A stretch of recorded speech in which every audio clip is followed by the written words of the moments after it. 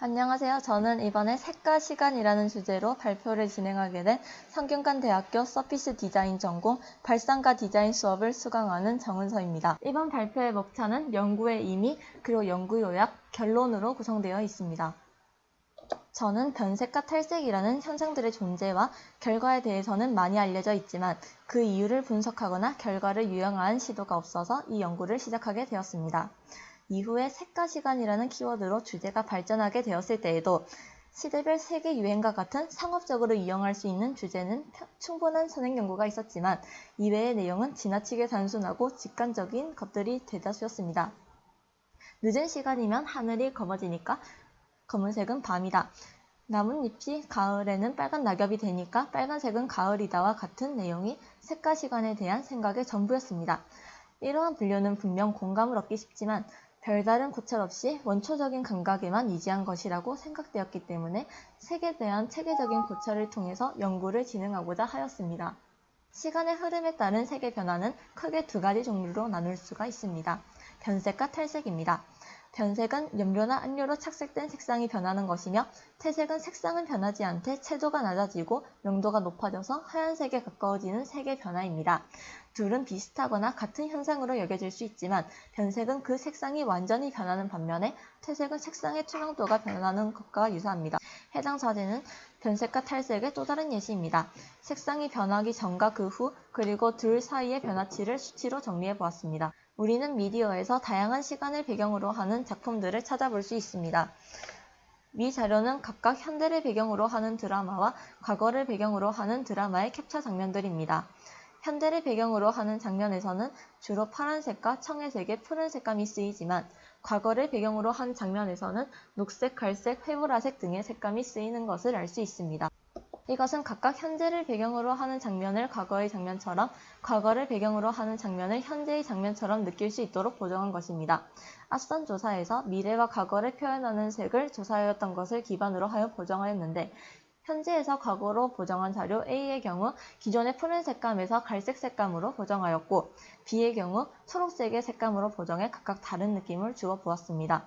과거에서 현재로 보정한 사진의 경우에는 레드 값을 줄임으로써 좀 더 푸르고 선명한 느낌을 내도록 하였습니다. 앞서 제시되었던 과거를 배경으로 하는 캡처 장면이나 과거의 장면처럼 보정한 사진에서 알 수 있듯이 일반적으로 녹색이나 갈색의 색감을 가진 것을 다른 색에 비해 우리는 과거의 것이라고 인식하게 됩니다.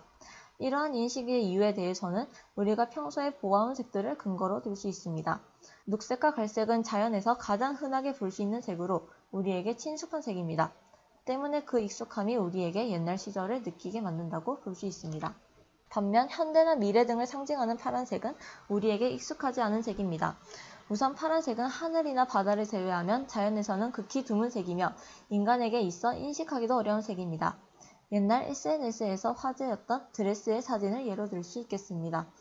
원래 파란색과 검은색인 이 드레스는 일부 사람들에게는 흰색과 금색으로 보인다는 사실이 알려지면서 큰 화제거리가 되었습니다. 파란색이 낯설고 어려운 색이라는 것은 언어에서도 드러나는데요.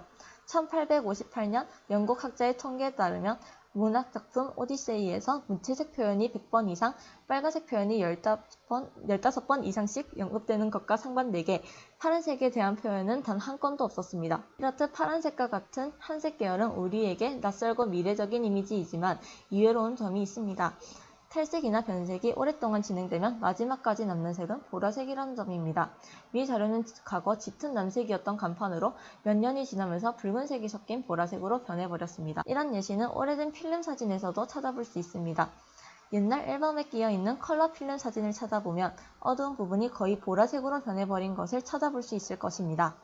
탈색과 변색의 과정을 거쳤을 때 많은 색들 중에서 보라색이 가장 끝까지 남는 이유는 무엇일까요? 2017년에 진행되었던 자외선 조사를 통한 사진 이미지의 내구성 분석 연구에 따르면 30일간의 자외선 램프를 이용한 실험에서 흑백을 제외하면 붉은색과 푸른색의 탈변색 현상이 가장 적게 드러났습니다.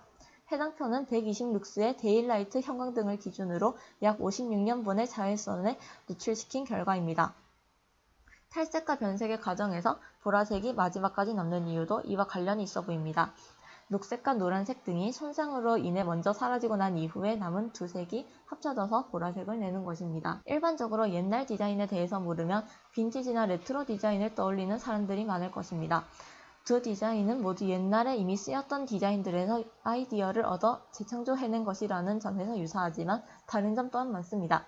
대표적인 것이 그 색감입니다. 빈티지는 붉은 갈색이나 무채색의 경향을 띠는 경우가 잦은 데에 비해 레트로는 밝은 원색부터 파스텔까지 다채로운 색감을 지닙니다. 이렇듯 서로 아주 다른 색감을 지녔음에도 두 디자인은 여전히 모두 과거를 연상시킵니다. 즉, 과거를 연상시키는 색은 정해져 있다고 할 수 없으며 사회적이고 문화적인 맥락에서 영향을 받은 여러 색들의 조합에서 오게 되는 것입니다. 그렇다면 어떤 배색이 어떤 시대를 대표할 수 있는가와 어떤 색이 어떻게 사회 문화로부터 영향을 받았는지를 알아보기 위하여 20세기의 색과 배색의 유행을 연표로 정리하였습니다. 우선 1900년대에는 빅토리아 왕조의 차분한 색감이 유행했습니다. 패션에서는 이 드레스에서 알 수 있듯이 노란색이 굉장히 유행했고요. 이외에도 흰색과 파란색, 그리고 청록색, 그리고 녹색 등의 색감이 유행했습니다. 제품에서는 이 포스터들에서 보면 알 수 있듯이 노란색이 굉장히 많이 사용되었습니다. 그리고 인테리어 분야에서는 붉은색이 섞인 갈색이 굉장히 많이 유행했는데요. 주로 나무의 주 색깔인 갈색을 살린 색깔들이 많이 유행했습니다. 1910년에는 현대미술이 발달하면서 다양한 색들이 유행했습니다. 패션에서는 이 사진에서 알 수 있듯이 무채색이 잠깐 유행했다가 원색과 다양한 파스텔색이 유행하는 방향으로 진화하게 되었고요. 제품에서는 붉은색과 노란색, 그리고 민트색 같은 다양한 색감이 유행했습니다. 인테리어에서는 이 벽과 소파의 색감이 달 수 있듯이 녹색이 굉장히 유행했고, 그리고 나무의 색깔인 붉은 갈색이 유행했습니다. 1920년에는 이집트에서 투탕카멘 왕의 무덤 발굴이 이어지면서 이국적인 색조가 유행했습니다. 패션에서는 에메랄드, 그리고 비치색, 그리고 검은색 등의 색감이 유행했고, 제품에서는 붉은색과 노란색, 그리고 검은색이 유행했습니다.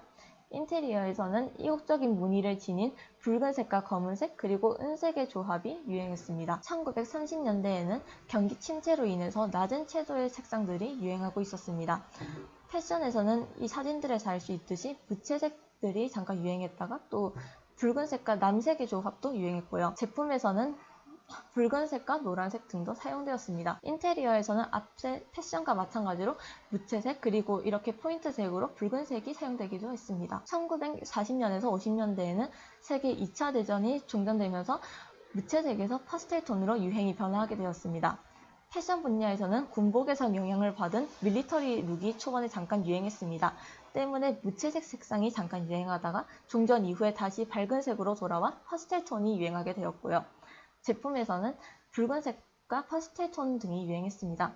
인테리어에서는 종전 이후에 파스텔 톤의 영향을 받아서 파란색과 초록색, 그리고 파스텔 톤 등의 밝은 색감이 유행했습니다. 1960년대에서 70년대에는 미드 센추리 모더니즘이 유행했습니다. 부드러운 색감과 강조색의 조화를 중요시하는 사상이었는데요. 패션에서는 이 노란색과 남색, 그리고 빨간색과 녹색의 조화와 같이 강한 대비의 색채가 유행했고요. 제품에서는 노란색과 붉은색 등이 꾸준히 유행했습니다. 인테리어에서는 붉은색, 그리고 노란색, 파란색 등의 밝은 색감이 유행했습니다. 1980년대와 90년대에는 간단하고 실용적인 디자인이 유행했으며 때문에 무채색과 일부 강조색의 조화를 굉장히 중요시하겠습니다. 패션에서는 무채색 그리고 일부 포인트색들이 들어가는 디자인이 유행했고요. 제품에서는 이렇게 흰색과 검은색의 무채색 그리고 일부 강조색이 마찬가지로 유행했습니다.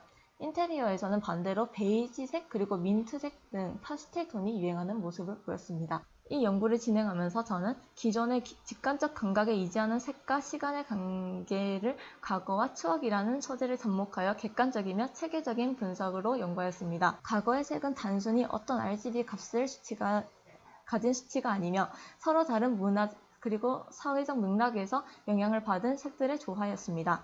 채색과 변색은 그저 열화가 아니라 과거의 추억을 떠올리는 하나의 효과로서 쓰일 수 있겠다는 생각을 하게 되었습니다. 연구를 진행하면서 흥미로웠던 점은 탈색과 변색의 과정에서 마지막에 남겨지는 색이 파란색과 보라색의 한색 계열이라는 점이었습니다.